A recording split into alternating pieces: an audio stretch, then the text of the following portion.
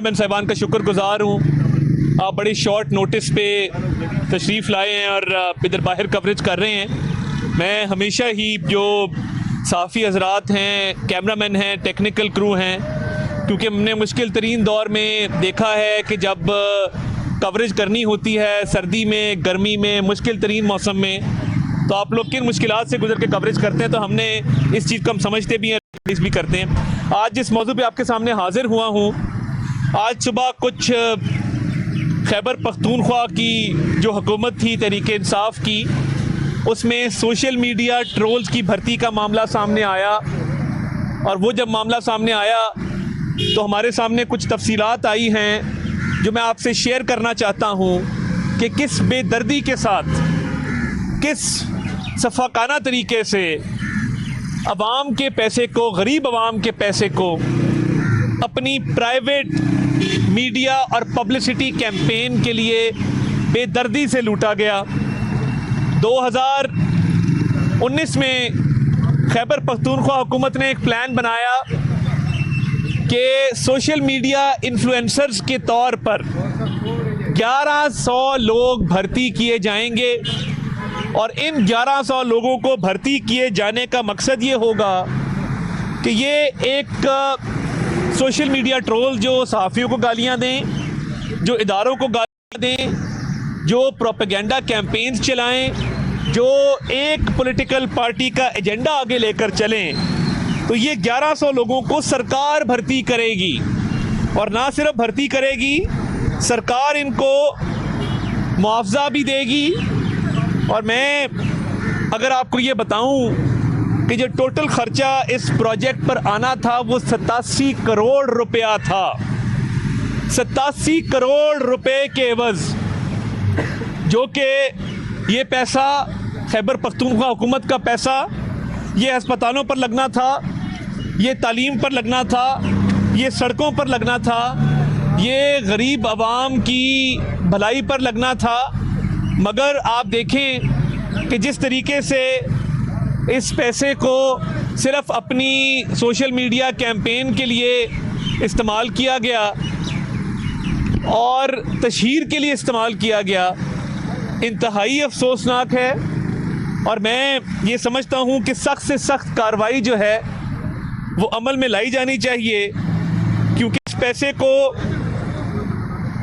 Budget के तहत, अब बजट बनता है तो तालीम का बजट बनता है, तालीम के बाद बजट बनता है तो सेहत का बजट बनता है, इंफ्रास्ट्रक्चर डेवलपमेंट का बजट बनता है। किसी गरीब की, यतीम की, बेवा की जो वेलफेयर है, उसके लिए जो पैसा इस्तेमाल होना था, उसको जिस तरीके से इल्लीगल तरीके से सोशल मीडिया इन्फ्लुएंसर्स का एक लिबादा ओढ़ के अपनी पार्टी के लोगों को भर्ती करके, अब ये नौकरियां जो 1100 नौकरियां अपने सोशल मीडिया के लोगों को तहरीक इंसाफ ने दी खैबर पख्तूनख्वा में, क्या एक आम शहरी का हक नहीं था इन नौकरियों पर? क्या ये नौकरियां उन लोगों को नहीं दी जा सकती थी जो डिज़र्व करते हैं? और ये नौकरियां क्या तहरीक इंसाफ की मलकियत थी? और अगर पार्टी की तशहीर करनी थी तो उसका एक तरीक़ेकार था कि पार्टी की तशहीर करने के लिए पार्टी के फ़ंड से कोई ना कोई अपना निज़ाम कायम किया जाता, पार्टी फ़ंड देती और पार्टी ही इन सोशल मीडिया इन्फ्लुएंसर्स को अपने मकासद के लिए इस्तेमाल करती। मगर 1100 सोशल मीडिया इन्फ्लुएंसर्स भर्ती किए गए, 87 करोड़ रुपया खर्च हुआ गरीब आवाम का। ये कहते होते थे कि जी आवाम के वसाइल आवाम पे लगने चाहिए। अब इसकी तहकीकात होनी चाहिए, उन लोगों को कटहरे में लाया जाना चाहिए जिन्होंने आम पाकिस्तानियों की नौकरी के हक पे डाका मारा इन 1100 लोगों को भर्ती करके। खैबर पख्तूनख्वा के हेल्थ के, एजुकेशन के, इंफ्रास्ट्रक्चर के बजट पर डाका मारा, एक गरीब से उसकी दवाई छीनी, गरीब से रोटी छीनी, एक गरीब से उसका तालीम का हक छीना, और अपनी पार्टी की तशहीर के लिए इन 1100 लोगों को सरकारी ख़जाने से मुआवजा देकर इदारों के ख़िलाफ़ ट्वीटें करवाई गई, सोशल मीडिया कैंपेन्स चलाई गई।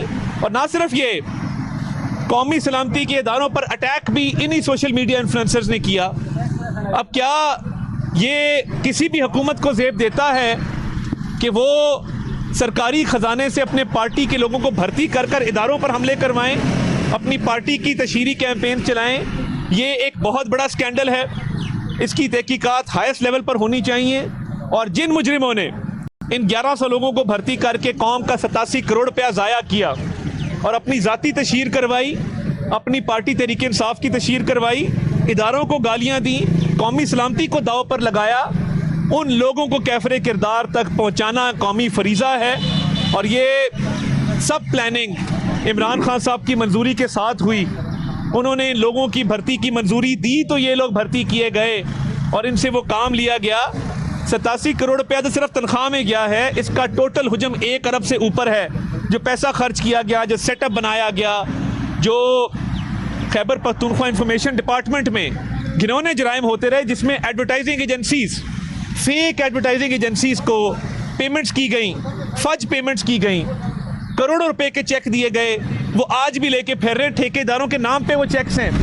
Information department Khyber Pakhtunkhwa corruption का गढ़ बन चुका था। सोशल मीडिया के नाम पर ज़ाती तशहीर चलाने की जो ये कैंपेन है, जिसमें 1 अरब से ऊपर का सरकार का खर्चा आया है, इसकी एक एक पाई का इंशाल्लाह ताला हिसाब लेंगे। आपका बहुत शुक्रिया सर। एक तो ये बता दें कि आप प्रेस कॉन्फ्रेंस किया करते थे जब आप एक पेज पे नहीं थे, कि ये जो कोर्ट से फैसले आ रहे हैं इनका सबको पहले ही पता चल जाता है। आज भी ऐसी ही सूरत हाल है, बल्कि इलेक्शन की डेट का किसी को नहीं पता, इलेक्शन के रिजल्ट का सबको पता चल चुका है। देखिए, मैं नहीं समझता ऐसी बात है। हाँ, ये ज़रूर समझता हूँ कि एक लाडले को लॉन्च करने के लिए जब मियाँ साहब को रास्ते से हटाया जा रहा था तो बेटे से तनख्वाह ना लेने पर निकाला गया। उसके बाद सुप्रीम कोर्ट के सुपरवाइजरी जजेस का पैनल तारीख में पहली बार बना, जिसने सुपरवाइज किया उस ट्रायल को जो रोज़ाना की बुनियादों पर चला था। रोज़ाना की बुनियादों पर नैब का कोई ट्रायल पाकिस्तान की तारीख में नहीं चला। उसके बाद अरशद मलिक की वीडियो आती है, शौकत अली सिद्दीकी की स्टेटमेंट आती है। एक एक लम्हा मियाँ नवाज शरीफ के केस का, उससे सियासी इंतकाम की बू आती है। एक लाडले को लॉन्च करने के लिए जो ये सारे जराइम किए गए, क्या किसी वक्त उसमें इंसाफ नहीं होना था? क्या हमने आज अपीलें दायर की हैं? हमारी अपीलें पिछले 5 साल से दायर थीं। इन्हीं अपीलों में मरियम नवाज शरीफ साहिबा बरी हुई आज से चंद माह पहले। तो ये हमने रिवाइवल की एप्लीकेशंस दी हैं। और बात यह है कि जहाँ तक इलेक्शन की डेट का ताल्लुक है तो जनवरी में इलेक्शन होने चाहिए, और इलेक्शन कमीशन का भी यही जहन है। और इलेक्शन कमीशन ने बाकायदा तौर पर जब डीलिमिटेशन हल्का बंदियों का शेड्यूल 14 दिसंबर से 30 नवंबर तक लेके आए, उसमें उन्होंने उसको शॉर्ट किया।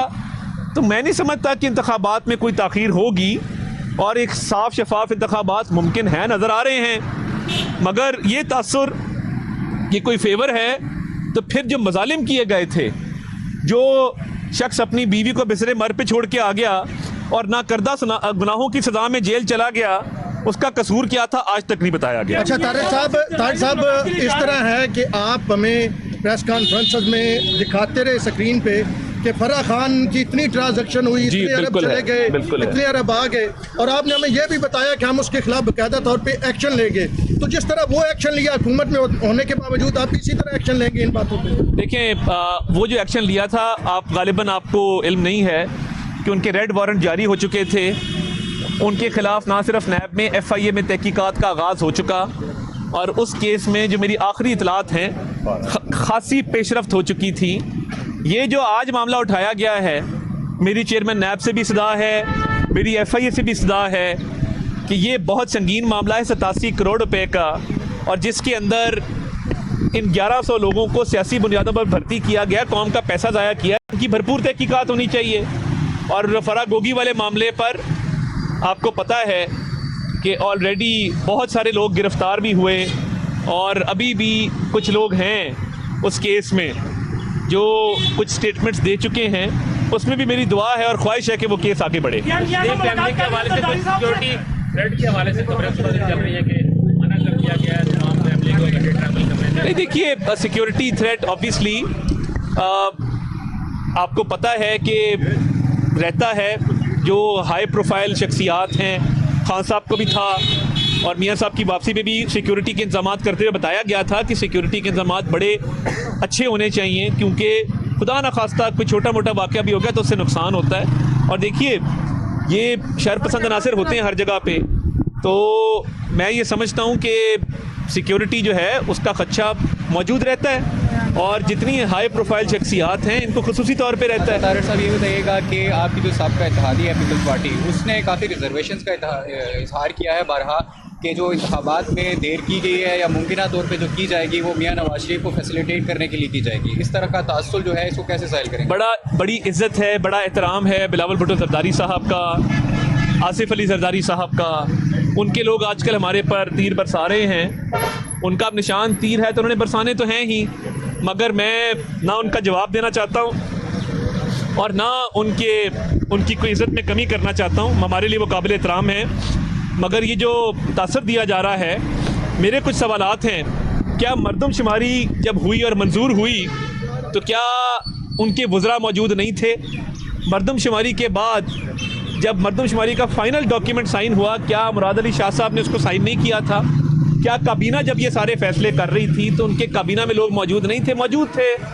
उनकी स्टेटमेंट्स और आंखों पर, उनको हक है स्टेटमेंट्स देने का, मगर ये तमाम फैसले मरदमशुमारी के हों या वो आगे डिलिमिटेशन के हों, हल्का बंदियों के, इनमें वो बराबर के शरीक रहे हैं। तो जो भी गिले गुजारियाँ उनकी हैं, हम सियासी लोग हैं, मेरा ख्याल है उनको दूर करना चाहिए। अच्छा सर ये बताइएगा सर, 4 साल पहले मियां साहब को इन्हीं अदालतों ने जेल भेजा और इश्तिहारी करार दिया और आज यही अदालतें रिलीफ दे रही हैं। देखिए, होता ये है, जब बेगुनाही के सबूत आ जाएं, एक शख्स पे कत्ल का इल्ज़ाम लग जाए और फिर ऐनी शाहिद कह दें या कोई उस केस में एविडेंस आ जाए कि इसने कत्ल नहीं किया, तो उसको जेल में रखना चाहिए। आपने अरशद मलिक की वीडियो का मामला देखा, शौकत अजीज सिद्दीकी साहब की स्टेटमेंट देखी, आपने जुल्म करने वालों की स्टेटमेंट्स देखी कि ये ज़्यादती हुई थी। तो मैं नहीं समझता कि इसमें कोई नाइंसाफ़ी वाला आंसर है, बिल्कुल कानून और इंसाफ के मुताबिक हो रहा है। जी फैजान साहब, सर ये बताइएगा कि कौमी मफाहमत की बात की जा रही है। दुरानी साहब जो हैं साबिक वफाकी वज़ीर थे, वो भी बड़ी कोशिश कर रहे हैं। सदर से मुलाकात हुई, PTI के वफ़द से मुलाकात हुई, कल फजल रहमान साहब से मुलाकात हुई और ज़राए ये बता रहे हैं कि फजल रहमान साहब ने भी इस बात पे एग्री किया है कि PTI से जो है वो बात करनी चाहिए और सब मिलकर दोबारा बैठें और मुल्क को आगे लेके जाने। तो क्या मुस्लिम लीग नून PTI से बात करने के लिए तैयार है? या देखिए, मेरी ज़ाती राय अगर पार्टी मेरे से पूछेगी तो मेरी ज़ाती राय में उस शख्स ने जिसने साइफर लहरा कर कौम को झूठ के पीछे लगाया और कहा हमने इससे प्ले करना है, खेलना है, कौमी सलामती के इदारों पर 9 मई के हमले किए, उस पर बड़े संगीन केसेस हैं। मेरा नहीं ख्याल जब तक ये साइफर वाले केस और बाकी केसेस का फैसला हो जाए तो हमें किसी कौमी मुजरिम के साथ बैठना चाहिए। मेरी अपनी पार्टी को यही राय होगी कि सबके साथ बैठना चाहिए सिवाय इनके। सर एक आप कह रहे हैं कि मियां साहब ने सबको माफ करते हैं, क्या जो लोग मुलव्वस थे उनको माफ किया? मैंने तो ये बात ही नहीं की भाई, पता नहीं आपने कहाँ से ये बात पे कर ली। मैं तो सिर्फ ये नेगोशिएशंस की बात कर रहा हूँ। तो बहुत शुक्रिया जी। Thank you.